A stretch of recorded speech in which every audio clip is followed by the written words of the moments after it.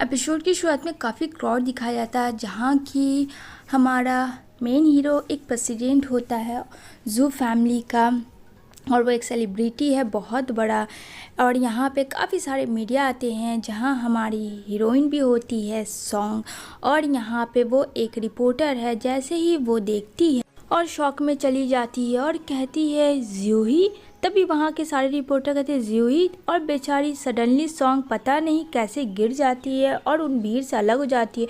तभी यहाँ पे जूही का बॉडीगार्ड बोलता है तुम कौन हो और यहाँ क्या कर रही हो, जो कि एक रिपोर्टर है वो गिरी पड़ी है। तभी यहाँ पे जूही देखता है सॉन्ग को और यहाँ पे वो अपने बॉडीगार्ड के कान में कुछ फुसफुसाता है तो कहता है ओके बॉस।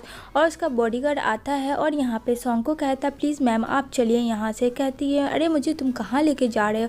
कहता है प्लीज़ जैसा कह रहा हूँ वैसा करिए। और वो उसे गाड़ी में बैठता है तो यहाँ पे जूही और उसकी गर्लफ्रेंड बैठी होती है पीछे सीट पे और आगे सीट पे सॉन्ग बैठी होती है।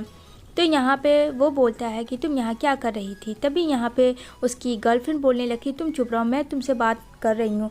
ये बताओ तुम लोग को कुछ ज़्यादा ही शो ऑफ करने का शौक़ है ना, और सामने कैमरा का आने का तुम्ही का तो शौक़ है। तो यहाँ पे सॉन्ग कहती है मैंने कहा था क्या कि मुझे बुलाओ, रिपोर्टर को तुमने ही कहा था, परमिशन दिया था सभी को, तो उसमें से मैं भी था। और यहाँ पे जो जूही है वो कान में ईयरफोन लगा के उन दोनों के बारे में कैट फाइट सोच रहा होता है, जो कि खूब मज़ा आ रहा था। कहता है यस ये ऐसे होगा वो ऐसे होगा, और खूब इंजॉय कर रहा होता है और अपने ही वो मज़े में लगा रहता है उन दोनों के बारे में सोच कर। और ये दोनों जो थी लगी पड़ी होती है एक दूसरे के बाल नोचने के, मुंह नोचने के, मतलब किसी भी कीमत पे ये दोनों एक दूसरे को छूने के लिए तैयार ही नहीं थी। तो यहाँ पे उसकी गर्लफ्रेंड बोलती है जूही की क्या तुम सुन रहे हो ईयरफोन लगा के, तुम कुछ करो, ये लोग बस अपना फेम कमाने के लिए कुछ भी कर रही है।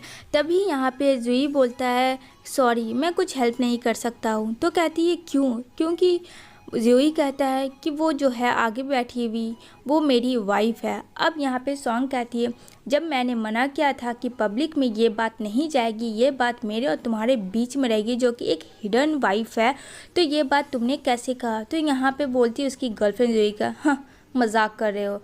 यहाँ पे सॉन्ग कुछ भी नहीं बोलती है। तभी बताता है कि हाँ उन दोनों की मैरिड बचपन में ही हो गई थी शादी, उन दोनों के फादर ने करवाया था। और यहाँ पे सॉन्ग की माँ भी उसके बाद मर जाती है। यहाँ पे बोलती है उसकी गर्लफ्रेंड तो मजाक कर रहे हो ना। तो कहता है नहीं, मैं एम्ब्रॉयड जाने से पहले ही हम लोगों ने सर्टिफिकेट भी मैरिज का ले लिया है, बस यही डिफरेंस है कि ये दुनिया को नहीं पता है। और यहाँ पे सॉन्ग काफ़ी गुस्सा करती है कि मैंने मना भी किया था कि ये बात दुनिया को पता नहीं होनी चाहिए, लेकिन फिर भी तुमने बताया। तो यहाँ पे वो उससे बात करने की कोशिश करता है, क्योंकि यहाँ पे उसकी गर्लफ्रेंड तो चली जाती है और कहती है कि मुझसे प्लीज़ दूर रहना, मेरे करीब आने की कोशिश मत करना। तो जूही बोलता है क्यों, मैं तुम्हारा हस्बैंड हूँ, जब दिल आएगा मैं तुम्हारे करीब आऊँगा। तुम्हें एक चीज़ नहीं पता, मेरे पेरेंट्स नेक्स्ट वीक आ रहे हैं, क्या सोचा है, फैमिली प्लानिंग करना है या नहीं करना। तो कहती है प्लीज़ दूर रहो मुझसे, और तुम्हारी इतनी हिम्मत भी नहीं है ठीक है। जैसे ही इतना कहती है जूही उसे किस कर लेता है ज़ोरदार सा, और सॉन्ग देखती ही रह जाती है। और यहाँ पे से चुपके से उसका बॉडीगार्ड देखता है जो कि इशारा करता है जूही, क्योंकि उसे देखता है हटने के लिए। तो यहाँ पे वो बोलता है ठीक है, और यहाँ पे वो हट जाता है क्योंकि उसे भी इंजॉय लेने थे उन दोनों के। तो यहाँ पे वो उसको अपना कार्ड देता है। तो कहती है मुझे ये कार्ड तुम्हारा नहीं चाहिए, रखो अपने पास, मेरे पास इतने पैसे हैं, मैं कमाती हूँ कि मैं अपना खर्च कर सकती हूँ। तो कहता है सोच लो, अगर नहीं रखना है तो दे दो मुझे, और वो उसे ले लेता है। इधर कहती है ठीक है मैं जा रही हूँ, वो गाड़ी से चली जाती है। इधर वो जा रही होती है दूसरे जगह। तभी यहाँ पे लगता है उसका कोई पीछा कर रहा है, और यहाँ पे वो इंटरव्यू मारने के लिए कार्ड लेती है जो कि उसका इनवैलिड हो चुका था। तो कहता है सॉरी मैम ये आपका इनवैलिड है, तो प्लीज़ दूसरा लाएं तभी आप अंदर जा सकती हैं, ऐसे नहीं जा सकती हैं। अब बेचारी को घर जाना था तो ऑप्शन था नहीं, तो वो घर जाती है, लेकिन घर का पहले ही दरवाज़ा खुला होता है। और यहाँ पर बोलती है तुम अंदर कैसे घुसे, जो कि कोई और नहीं होता जूही होता है। तो कहता तुम भूल गई, मुझे तुम्हारे फादर ने ही पहले ही दे दिया था ये रूम की चाबी, ये घर एक तरफ से मेरा भी है। तो कहती है मैं वार्निंग दे रही हूँ, और उसका लाया वह कीमती ड्रिंक यहाँ पे जूही पी लेता है खोल कर, जो कि उसने अभी तक नहीं खोला होता सॉन्ग। तो यहाँ पे कहते इसका टेस्ट ठीक ही था, उतना ज़्यादा अच्छा भी नहीं था। यहाँ पे कहती है आज के बाद से हिम्मत मत करना मेरी से बिना पूछे कोई भी चीज़ खोलने की। तो कहता है ठीक है, आई एम सॉरी, मैं आइंदा से ख्याल रखूँगा। कहती है आप प्लीज़ दफ़ा हो जाओ यहाँ से, नहीं तो मुझसे बुरा कोई नहीं होगा। तभी यहाँ पे जूही सॉन्ग को अपनी ओर खींचता है और इन दोनों के बीच में एक रोमांटिक सा पोज होता है।